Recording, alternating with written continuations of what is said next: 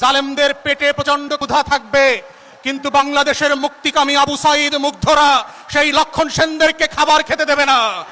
বিসমিল্লাহির রহমানির রহিম। সম্মানিত সভাপতি, আজকের এই মহাসমাবেশের সম্মানিত প্রধান অতিথি, জাতীয় সংসদের সম্মানিত বিরোধী দলীয় নেতা, জাতীয় নেতৃবৃন্দ, আজকের এই বর্ষা বিপ্লবের দ্বিতীয় বার্ষিকীতে বৃষ্টি স্নাত রংপুরবাসী, আসসালামু আলাইকুম।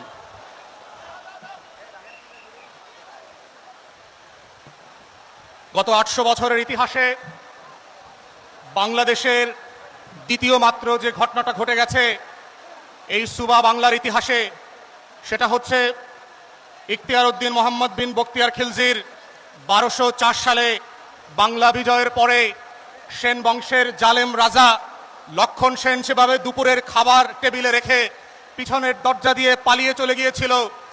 বর্ষা বিপ্লবের বছরে গত 2 বছর আগে, গত 800 বছরের ইতিহাসে শেখ হাসিনা আবার বাংলাদেশে বেগম লক্ষণ সেন আকারে হাজির হয়েছিলেন এবং একই ইতিহাস প্রমাণ করেছে জালেমদের খাবারের টেবিল থাকবে, দুপুরবেলা খাওয়ার সময় হবে, সেই খাবারের থেকে গরম ধোঁয়া উঠবে, চাকর বাকররা টেবিলে সেই খাবার সার্ভ করবার জন্য প্রস্তুত থাকবে। জালেমদের পেটে প্রচন্ড ক্ষুধা থাকবে, কিন্তু বাংলাদেশের মুক্তিকামী আবু সাঈদ মুগ্ধরা সেই লক্ষণ সেনদেরকে খাবার খেতে দেবে না।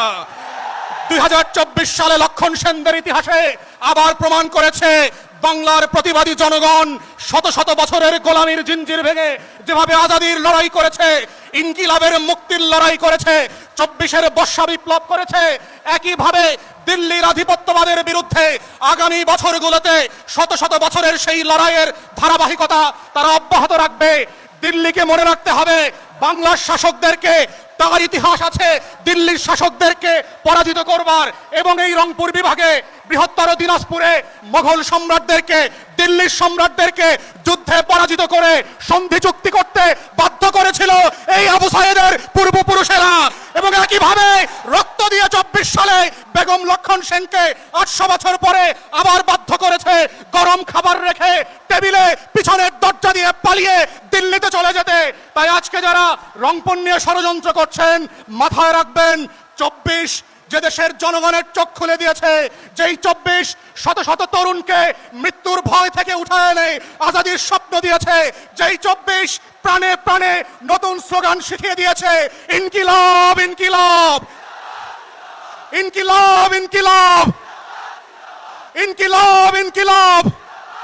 সেই জাতির মুক্তির লড়াই এক চৈতালি দিয়ে, কয়েকজন সনাতনী দিয়ে পলাশবাড়িতে মন্দির করে আপনারা তাদের স্বাধীনতার আকাঙ্ক্ষাকে নিভিয়ে দিতে পারবেন না। যদি চেষ্টা করেন, আবার মুগ্ধরা ফিরে আসবে, আবার আবু সাঈদরা ফিরে আসবে, আবার নহিয়ানরা ফিরে আসবে, আবার বাংলাদেশে নতুন করে লক্ষণ সেনের পালিয়ে যাওয়ার ইতিহাস রচিত হবে।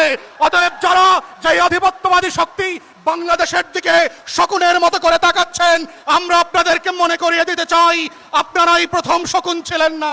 বাংলার জনগণ দশকের পর দশক, শতকের পর শতক হাজারো শকুনের রক্তচক্ষু উপেক্ষা করে, রক্ত দিয়ে আজাদির লড়াই করে এই বাংলার ইতিহাস গড়েছে। অতএব আমরা আজকের শাসক গোষ্ঠী যারা বাংলাদেশকে আধিপত্যবাদের বিরুদ্ধে নিতে চায়, যারা বাংলাদেশকে জুলাই সনদ থেকে সরিয়ে এনে নতুন করে পুরাতন রাজনৈতিক বন্দোবস্তে নিতে চায়, যারা আজকে বাংলাদেশকে 1400 শহীদের সাথে গাদ্দারি করে দিল্লির কথা মতো চলতে চায়, তাদেরকে আমরা শুধু মনে করিয়ে দেব, বাংলাদেশে এখনো লক্ষ কোটি শহীদ ওসমান হাদিরা এখনো পাড়ায় মহল্লায় লাল সবুজের পতাকা আজাদিকের স্বাধীনতা পাহারা দিচ্ছে। এই আজাদির স্বাধীনতা পাহারাদারি থেকে এদেশের কোটি কোটি যুবক বৃষ্টি উপেক্ষা করে, বুলেট উপেক্ষা করে, রক্ত উপেক্ষা করে পাহারা দেবে। কারো শকুনের দৃষ্টি আমরা মেনে নেই, নয় আগামীতে মেনে নেব না। তাই আমাদের লড়াই চলছে এবং চলবে।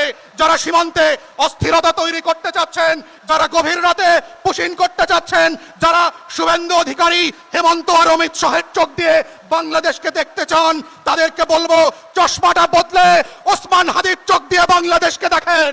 চশমাটা বদলে আবু সাইদ মুগ্ধের চোখ দিয়ে বাংলাদেশকে দেখেন। বাংলাদেশ আওয়ামী যুগে আর ফেরত যাবে না, শেখ হাসিনা আর ফেরত আসবে না। আমরা সেই বাংলাদেশে নয়।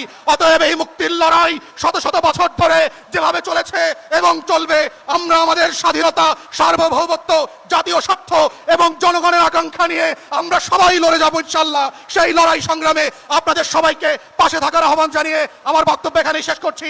আসসালামু আলাইকুম।